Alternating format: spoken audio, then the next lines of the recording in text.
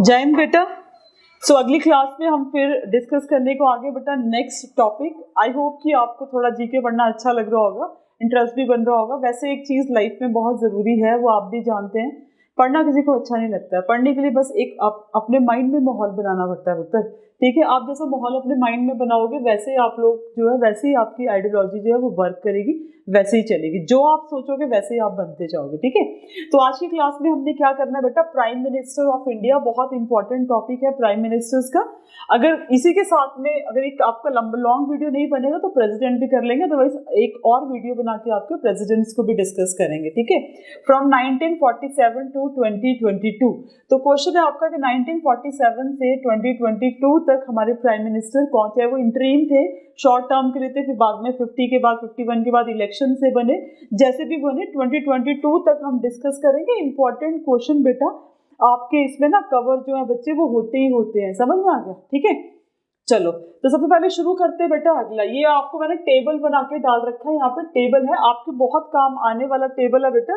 इसको आपने क्या करना है, एक बार जो है वो अच्छे से देखना है, ठीक है। अब यहाँ पे देखो बेटा, सबसे पहले आपका देखोगे मेरी विजिबिलिटी हो रही है ना आपको, है ना। यहाँ पे देखना बेटा, the first prime minister of your country is Jawaharlal Nehru. ये तो आप सारे ही जानते हैं। इनका टाइम पीरियड देखना 15 अगस्त 1947 जब हमें आज़ादी मिली थी, उससे लेके मई 27 1964 जब तक उनकी डेथ नहीं हुई थी, वो हमारे कंट्री के प्रधानमंत्री, हमारे देश के प्रधानमंत्री रहे थे। समझ में आ गया। इन्होंने काम क्या क्या किया था बेटा, first prime minister of independent India, आजाद भारत के ये पहले प्राइम मिनिस्टर थे, और longest serving prime minister of India. अभी तक मोदी नहीं बने हैं, अगर मोदी जीतते रहते हैं अगली बार के लिए भी तो वो बन जाएंगे, बट अभी तक जो है बेटा यही है longest serving prime minister of India. तो बेटा ये दोनों ही पॉइंट्स आपको प्रीवियस ईयर एग्जामिनेशन में आए हैं, बहुत बार आए हैं। आपको पता है आपका जीके का लेवल 10th लेवल ही रहता है, बट ये बोलने की बात है, एसएससी लिखता तो है कि आपका 10th लेवल रहेगा। 10th लेवल कहाँ रहता है बेटा, वो तो कुछ भी पूछ लेता है आपसे एग्जामिनेशन में, ओके। चलो सेकंड देखते हैं बेटा। सेकंड है हमारे गुलजारी लाल नंदा। कौन है बेटा, गुलजारी लाल नंदा।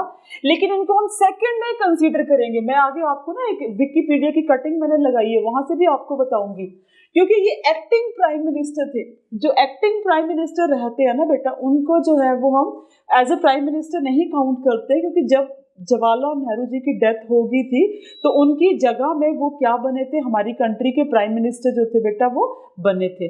समझ में आते। तो अगला कौन है बेटा आपका, गुलजारी लाल नंदा, ठीक है। ये आपका मई 27 1964 से लेके जून 9 1964 तक हमारी कंट्री के प्रधानमंत्री रहे। डेट आप याद रखो कि जब तक 64 ही है, बस बीच में जो थे वो इलेक्शन रहे थे। ये देखो first acting prime minister of our country, ठीक है। एक्टिंग थे, मतलब वो प्राइम मिनिस्टर की एक्टिंग कर रहे थे, एक्चुअल में नहीं थे। तो ये हमारे कौन हो जाते हैं बेटा, गुलजारी लाल नंदा, ठीक है। उसके बाद नेक्स्ट हमारे देखेंगे Lal Bahadur Shastri. Lal Bahadur Shastri, man who is connected to soil, मिट्टी से जुड़ा हुआ इंसान, ठीक है ना। जून 9 1964 से लेके जनवरी 11 1966 तक रहे बेटा, ठीक है। इन्हीं के टाइम में जो है वो आपकी इंडो पाक वॉर भी हुई थी, आपको याद होगा। इंडिया और पाकिस्तान की वॉर भी हुई थी 1960 आपकी जो है वो 5 में, ठीक है ना। उस टाइम में आपको पता ही है कि ताशकंद में वो वहां पे वो पूरे वॉर को सॉल्व करने के लिए ताशकंद गए थे, वहां पे उनको हार्ट अटैक से उनकी डेथ हो गई थी, ठीक है।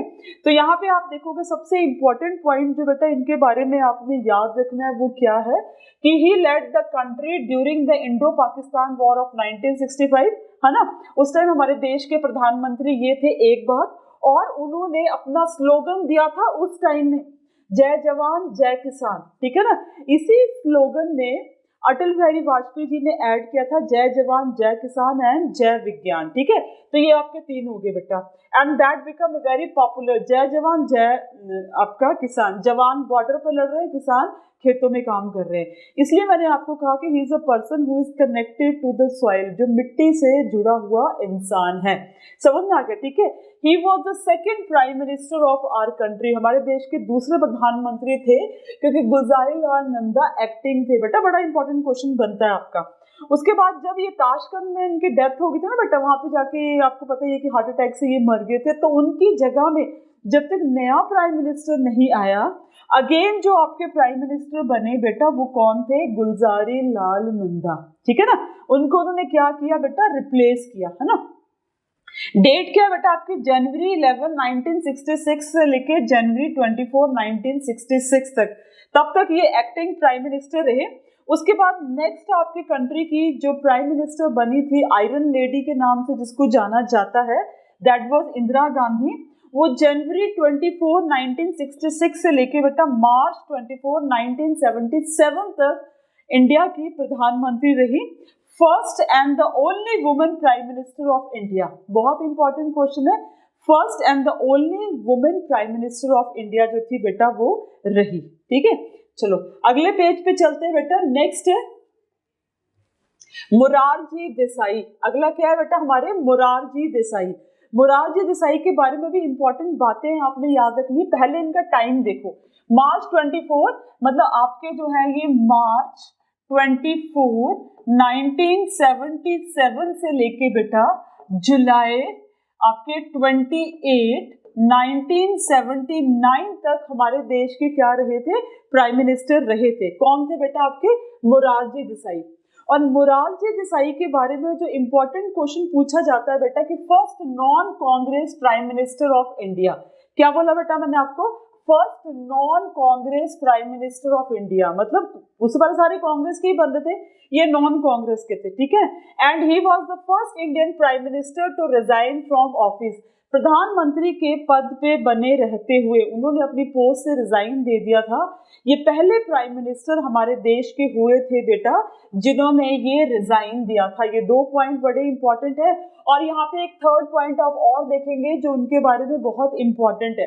क्या है बेटा उनको, ही is the only Indian, prime minister छोड़ो बट ओनली इंडियन जिसको हाईएस्ट सिविलियन अवार्ड है ना, इंडिया और पाकिस्तान दोनों का ही मिला है, मतलब उनको भारत रत्न भी मिला है बेटा और निशाने पाकिस्तान भी मिला है। तो मोरारजी देसाई वो अकेले इंडियन हैं जिनको दोनों ही देशों के हाईएस्ट सिविलियन अवार्ड मिले हैं, भारत में भारत रत्न और पाकिस्तान का आपका जो है बेटा वो क्या है, निशाने पाकिस्तान।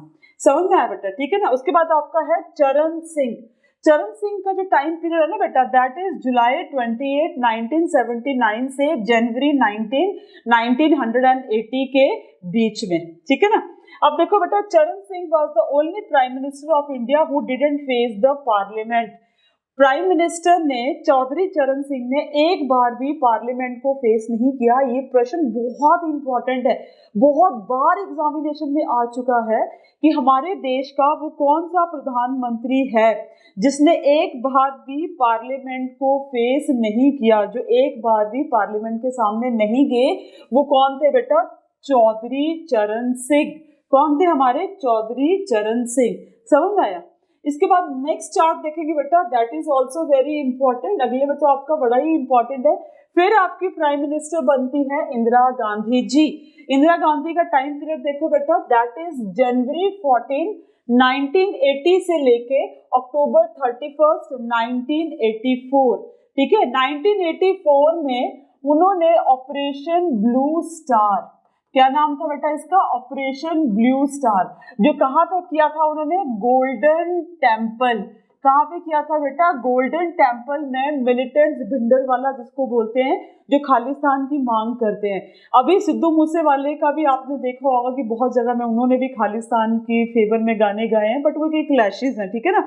तो इस तरह से कनाडा में बैठे हुए सारे सरदार जो है जो खालिस्तान की फेवर करते हैं, not all but the one who favours the Khalistan, वो उनके मिलिटेंट्स को मारा था। बट इंदिरा गांधी जी को असैसिनेट करने का यहाँ पे क्या था कि मतलब उनका सोचना था कि आर्मी मैन जो थे वो पूरे जुत्ते डाल के गोल्डन टेम्पल में चले गए। And golden temple is the most religious place of the Sikhism. तो कहीं ना कहीं वो भी इसमें रीजन रहा होगा। बट वहाँ पे मिलिटेंट कौन छुपे थे बेटा, जो खालिस्तान की डिमांड कर रहे थे, भिंडरवाला, जिनकी डिमांड थी कि खालिस्तान देश बनना चाहिए, यहाँ पे ना ये इंडिया का पार्ट होना चाहिए, ना पाकिस्तान का अपना एक देश होना चाहिए। समझ में आ गया। तो इंदिरा गांधी को 1984 में क्या कर दिया था बेटा, असैसिनेट कर दिया था। उनको उन्हीं के ही बॉडीगार्ड ने गोली मार दी थी, ठीक है। और कौन सा ऑपरेशन बताया मैंने आपको बेटा, the name of the operation is operation blue star. समझ में आया बेटा, ठीक है ना। उसके बाद नेक्स्ट देखेंगे बेटा, अगला देखते हैं हम, नेक्स्ट कौन है हमारे पास, दैट इज राजीव गांधी। कौन है बेटा, राजीव गांधी। अपनी मदर के मरने के बाद अक्टूबर 31 1984 से लेके दिसंबर 1 1989 तक वो हमारे देश के प्राइम मिनिस्टर रहे, प्रधानमंत्री रहे। और जब बेटा वो प्रधानमंत्री बने तो वो जस्ट 40 इयर्स के थे, सिर्फ 40 साल के थे बेटा जब वो प्रधानमंत्री बने। ही is the youngest prime minister of India. India के वो यंगेस्ट, सबसे ज्यादा यंग प्राइम मिनिस्टर थे। आपको पता ही है 1989 में के बाद जब वो प्रधानमंत्री नहीं रहे थे तो फिर इलेक्शंस होने थे ना बेटा, ठीक है ना। तो उस टाइम वो कैंपेनिंग वगैरह वगैरह में जा रहे थे वहां पे, उसके बाद वो नहीं रहे। बट 1990 उसके बाद उन्होंने 1990s में तमिलनाडु में राजीव गांधी को भी असैसिनेट कर दिया था, एक ह्यूमन बॉम्ब एक लड़की ने। उसके पीछे भी बहुत बड़ी कहानी है। अगर मैं आपको कहानी बताऊं तो एलटीटी श्रीलंका की एक आप बोल सकते हो कि एक ऐसी मिलिटेंट ऑर्गेनाइजेशन थी जो श्रीलंका से डिमांड कर रही थी तमिल एलम की, तमिल एरिया की, ठीक है ना। क्योंकि श्रीलंका की जो पॉलिसी थी उसको बोलते हैं द पॉलिसी ऑफ मेजोरिटेरियनिज्म या बहुसंख्यकवाद। बहुसंख्यकवाद क्या होता है बेटा, जहां पे जो बहुसंख्यक समुदाय होता है, जो मेजॉरिटी समुदाय होता है, उसकी फेवर की जाती है। जैसे श्रीलंका में बुद्धिज्म, सिंहाली स्पीकिंग, इनको ज्यादा फेवर किया जा रहा था और जो तमिल बोलते थे उनको फेवर नहीं किया जा रहा था, जिसकी वजह से उन्होंने अपना एक ग्रुप बनाया और उनकी ये डेमो, क्योंकि वो जो तमिल जो कर रहे थे ना बेटा, एक मिनट, उसमें इंडियन तमिल्स भी थे, श्रीलंकन तमिल्स भी थे। और वो श्रीलंकन तमिल्स में मैक्सिमम वो तमिल्स थे बेटा जो अंग्रेज प्लांटेशन में इंडिया से श्रीलंका लेके गए थे। तो कहीं ना कहीं जब वहां पे सिविल वॉर स्टार्ट होगी तो राजीव गांधी ने अपनी फोर्सेस भेजी थी हेल्प करने के लिए। इसी से बहुत वो नाराज थे और इसी का बदला लेने के लिए उनको असैसिनेट किया गया था। बहुत सैड बात है वैसे तो, but he is the youngest prime minister of our country, आपने याद रखना है। उसके बाद बेटा हमारे प्राइम मिनिस्टर बने विश्वनाथ प्रताप सिंह। कौन बने, विश्वनाथ प्रताप सिंह। दिसंबर 2 1989 से लेकर नवंबर 10 1990 तक ये रहे थे।